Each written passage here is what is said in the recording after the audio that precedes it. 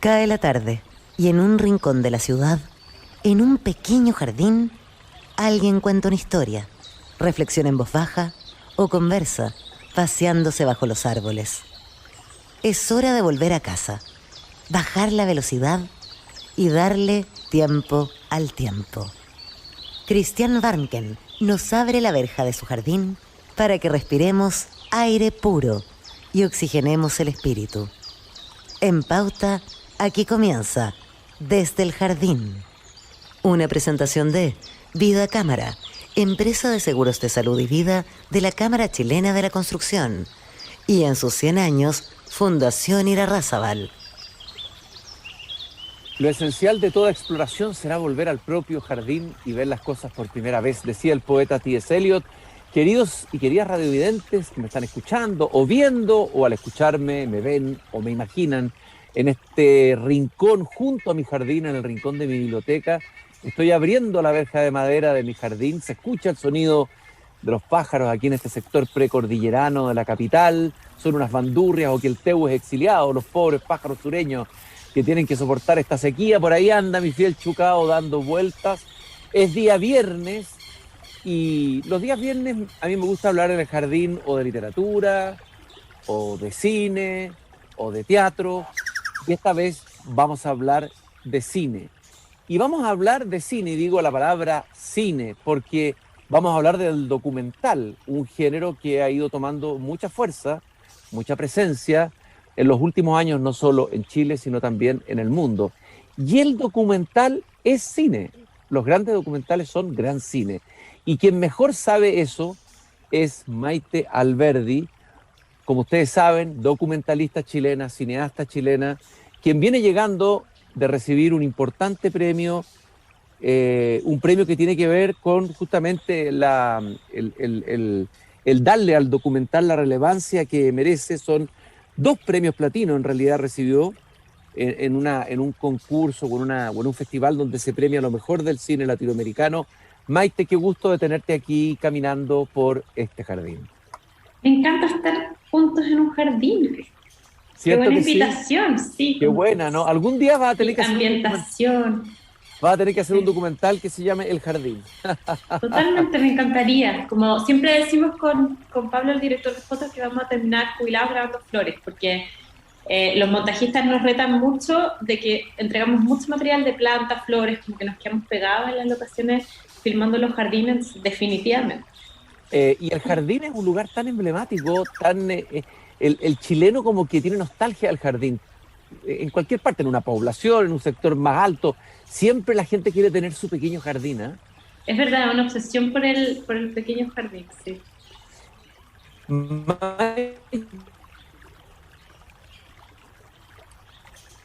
Chica, para ti este premio, estos 2 premios, porque hay un premio platino al cine y educación, la dimensión del cine y la educación, y hay otro premio que es el premio al documental. Yo creo que los premios, o sea, son importantes en general porque le dan visibilidad a la película, y la película creo que vuelve a nacer en las premiaciones, y en este caso, justo la semana anterior nos habíamos ganado un Ariel, que es el premio de la Academia Mexicana, y habíamos ganado Mejor Película Iberoamericana, como retomando lo que decías y lo que dijimos ese día que nos ganamos los platinos, como entender los documentales como cine. Y la única gran diferencia es que la materia prima es la realidad, pero tienen que lograr lo mismo que cualquier película en el espectador. Y como la materia prima es la realidad, también ese premio en educación en valores lo encontramos muy significativo, porque detrás de esta película también hay un discurso comprometido con la realidad. Entonces fueron 2 premios que creo que apuntaban a lo que estamos esperando lograr con el cine, como generar discusiones sociales desde experiencias individuales y al mismo tiempo vivir una experiencia cinematográfica que es más sensorial que de contenido. Maite, y tú dices que de alguna manera las películas reviven porque son vistas por otros públicos, ¿no? Por otros jurados. ¿Cómo ha revivido la gente Topo? ¿Qué te ha parecido como las recepciones que sean interesantes, que le den un giro o un matiz a la manera de recibir la película en otros países?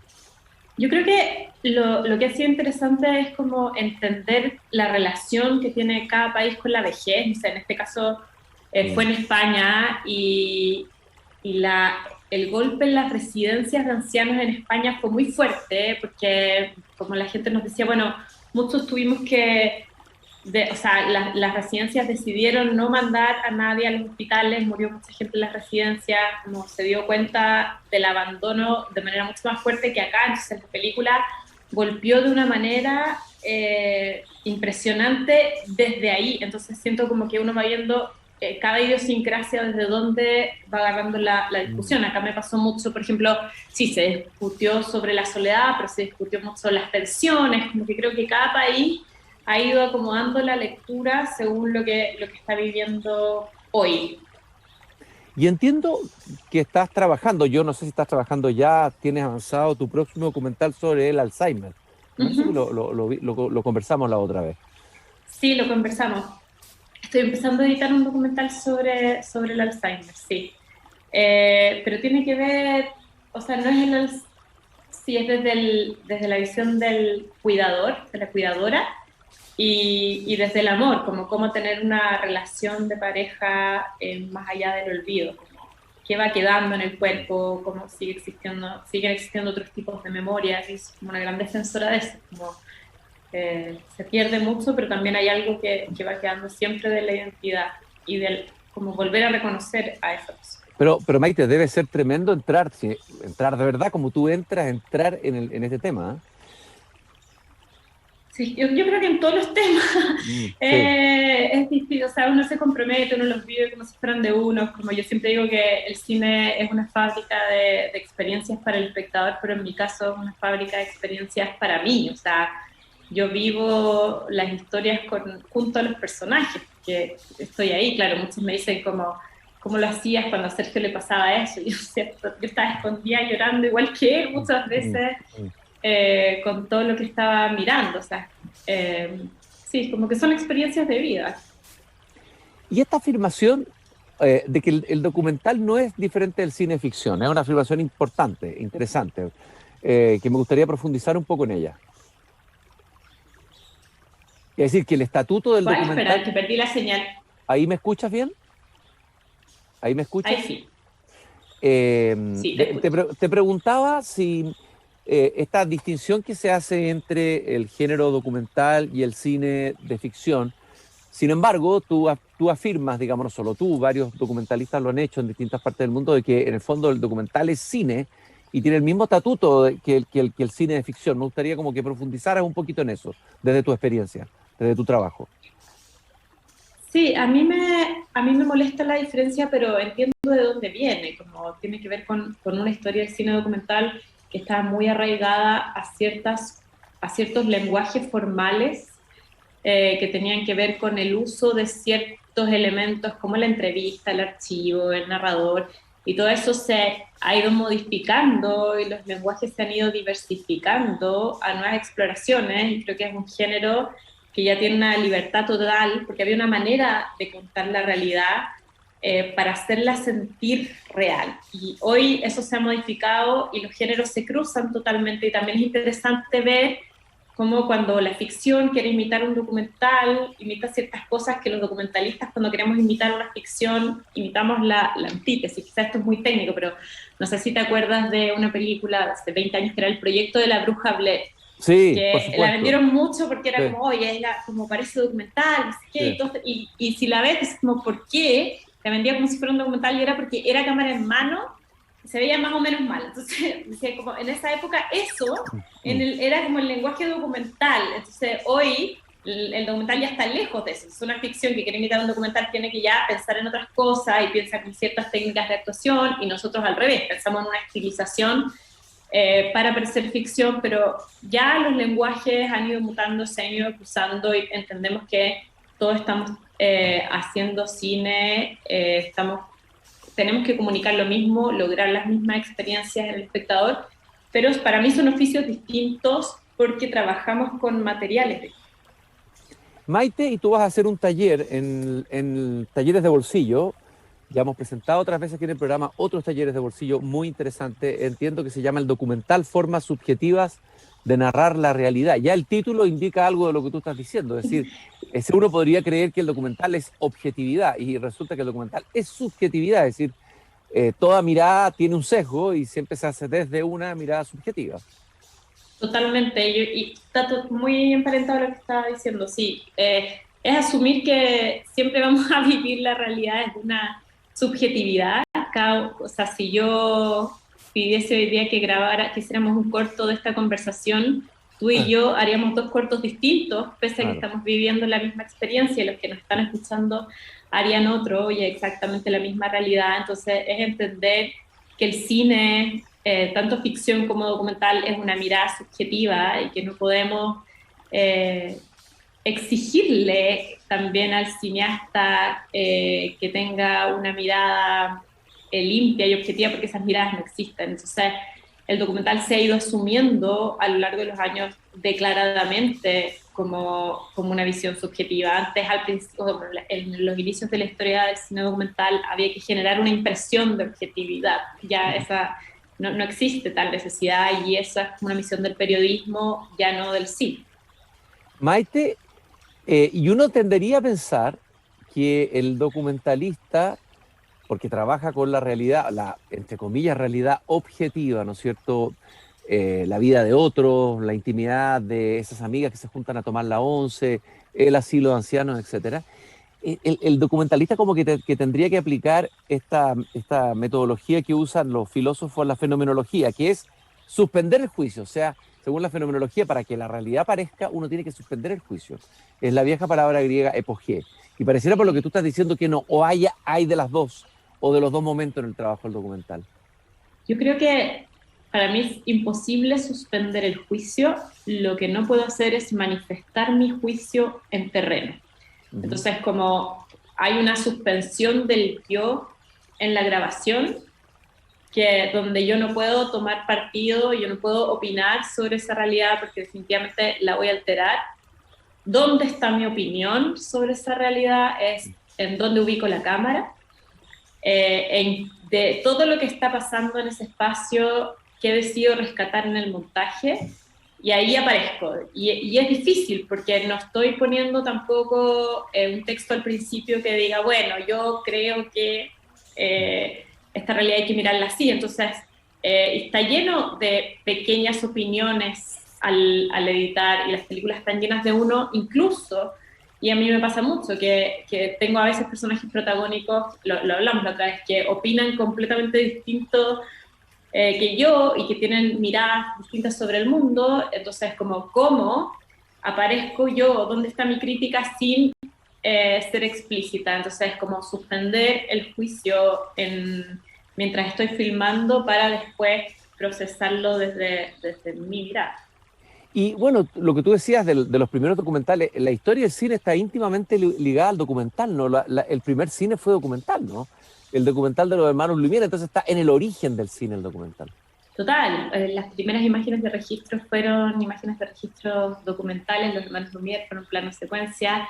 Y a mí me encanta también hablar de lo que se consideró el primer documental de la historia del cine, que era Nanook, el esquimal, de Flaherty, que era, Mm. Flaherty fue a grabar a Nanook, y cuando llegó a editar se le quemaron todas las cintas. Entonces tuvo que volver a grabar a Nanook, y le pidió que recreara lo que él había visto. Entonces Nanook estaba actuándole en Mm. su propio personaje. Entonces, como desde ese inicio, se entendió como un acto de dirección entre Flaherty y Nanook, y una recreación que estaría como fuera de toda norma en esa época. ¿Qué es lo que tú más admiras en un director de documental? ¿Qué elementos del oficio, del trabajo? Y tal vez podrías decirme cuáles son los documentalistas que tú admiras más, digamos, que podrían ser referentes, no digo que tú sigas el mismo camino, pero uno tiene admiraciones. Yo admiro el sentido del humor en los documentalistas, como también creo que ha sido un género como que se ha asociado a la seriedad y a la gravedad. O sea, hay ciertos cineastas que admiro mucho, como Alan Berliner, que trabaja mucho archivo familiar y siempre, o sea, es ya casi performativo, porque está él mismo hablando sobre él, su familia, o sea, asume la subjetividad de manera muy radical, pero riéndose de sí mismo y de su entorno, y también me pasa que cuando el documentalista está hablando de sí mismo, tiene una libertad en los niveles en que se puede hacer comedia que yo no tengo, porque yo no puedo llevar al tal extremo al personaje, como uno tiene mucho más libertad para hablar de uno mismo. Entonces, es como que diría que es mi favorito en ese sentido. Admiro eso, admiro que defienda, o sea, los cineastas que defienden seguimientos largos también. Me encanta Nicolas Philibert, que filma años, se detiene a mirar y plantea formas radicales de mirar. Tiene un documental que me encanta que se llama Nenette, que es de la orangutana del jardín de plantas del zoológico de París. Mm. Y es una hora donde solo vemos a la orangutana, no vemos a nadie más, y se escuchan en off las conversaciones de todos los que van opinando sobre ella. Entonces como que uno escucha a dos tipos decir como, hoy que está gorda, que me parece una ballena. Entonces uno dice, bueno, ¿cómo se referirán esos tipos a las mujeres? Entonces al final terminas hablando como de toda la sociedad a partir de lo que todos están proyectando sobre ella, y es un retrato social desde un espacio muy específico y desde un animal, y finalmente para mí termina siendo un documental de denuncia sobre el encierro, porque como terminas muy sofocado de ver durante una hora a esta orangutana sin salir de ahí y sin ser explícito en la denuncia. Es como la denuncia desde la experiencia del encierro en el lenguaje, que termina siendo bastante claustrofóbico en la forma de filmarse. Estoy caminando por mi jardín con Maite Alberdi, cineasta, documentalista, nominada al Oscar, ganadora de varios premios, entre ellos los 2 premios platino. Bueno, tú vas a hacer un taller, dijimos, el documental en Talleres de Bolsillo, formas subjetivas de narrar la realidad. Sí, cuéntame brevemente para el que se pudiera interesar en ir a ese taller. ¿Cuál es la línea, cuáles son los temas, los ejes del taller que parte el próximo martes? Sí, el taller tiene como objetivo hacer un recorrido por las distintas formas que tiene el cine documental históricamente, las formas que ha adquirido hoy y lo que hablamos, como cómo los cineastas tienen distintas técnicas para plantear su subjetividad, a veces de manera explícita, otras veces es desde las decisiones de cámara, sonido, edición. Entonces como cómo identificar esas voces en decisiones formales que a veces pasan desapercibidas. Vamos a invitar entonces a todos los que nos están siguiendo, a los radiovidentes de Antofagasta, de Viña del Mar, de Valparaíso, de Santiago, los que nos siguen por pauta.cl o Spotify, que se inscriban en este interesantísimo taller de Maite Alberdi, el documental Formas Subjetivas de Narrar la Realidad, que parte el próximo martes. Búsquenlo en talleresdebolsillo.cl. Maite, yo te voy a liberar porque entiendo que tienes otros compromisos, así que te voy a invitar otro día a pasear con más calma por el jardín. Feliz ¿Ah? a ver las flores aparecer, por favor. Porque ya Exactamente. hablamos del otoño la vez anterior, ahora tenemos que Oh, juntarnos en cada estación. claro, hay que hablar de la primavera y hay un poema muy hermoso del poeta Raine María Rilke que dice algo así como primavera, niño que sabe poesías, dice Raine María Rilke. Qué hermoso, ¿no? Ay, hermoso. Bello. Así que vamos a recorrer un Bello. jardín primaveral y vamos a hablar de la primavera también en el documental. Invitamos a todos los que nos escuchan que se interesen en el cine, esta posibilidad de un taller hecho por una realizadora, no es una teórica, por supuesto que sabe teoría, pero es alguien que está haciendo documental hoy, en este tiempo, de nuestro cine, Maite Alberdi, en talleresdebolsillo.cl. Te mando un gran abrazo, un Igual saludo para ti. de mi jardín. Muchas gracias. Muchas gracias. Y vamos a escuchar en mi tocadisco ochentero que tengo aquí guardado y que lo uso para usar algunos temas, la canción de la banda original de La Gente Topo, una canción de José Luis Perales que se hizo muy famosa a partir de la película. Vamos a escucharla juntos en esta tarde aquí en Desde el Jardín. Chao Maite, muchas gracias y éxito en tu película. Chao. Muchas gracias. Estén muy bien.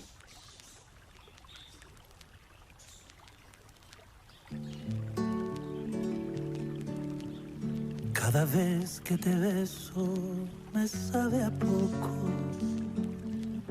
Cada vez que te tengo me vuelvo loco. Y cada vez, cuando te miro, cada vez encuentro una razón para seguir viviendo. Y cada vez, cuando te miro, cada vez es como descubrir el universo.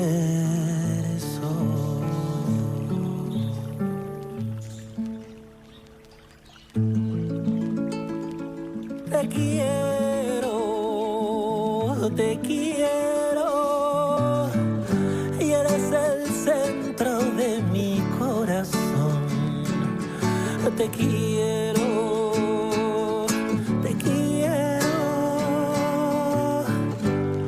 como la tierra al sol.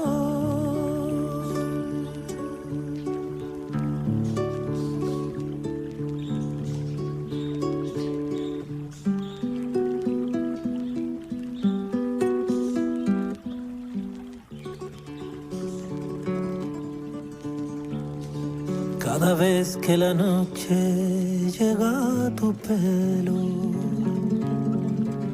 de cada estrella blanca yo siento celos. Y cada vez, cuando amanece, cada vez me siento un poco más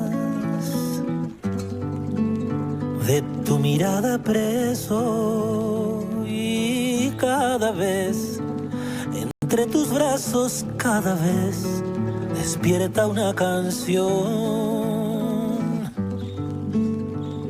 y nace un beso.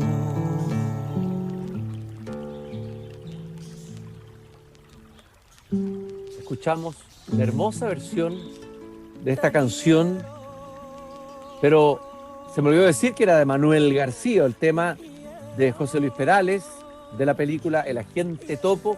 Acabamos de conversar con Maite Alberdi, quien inicia la próxima semana un taller en talleresdebolsillo.cl, el documental Formas Subjetivas de Narrar la Realidad. Queridos y queridas radiovidentes, les agradezco que me hayan acompañado esta tarde, la última tarde del último día de la semana en Desde el Jardín. El día lunes volveremos a abrir a la misma hora, a las 8 como siempre.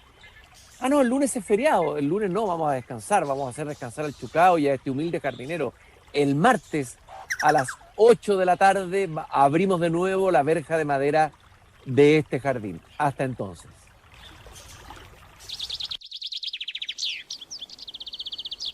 Es hora de cerrar la verja de madera del jardín.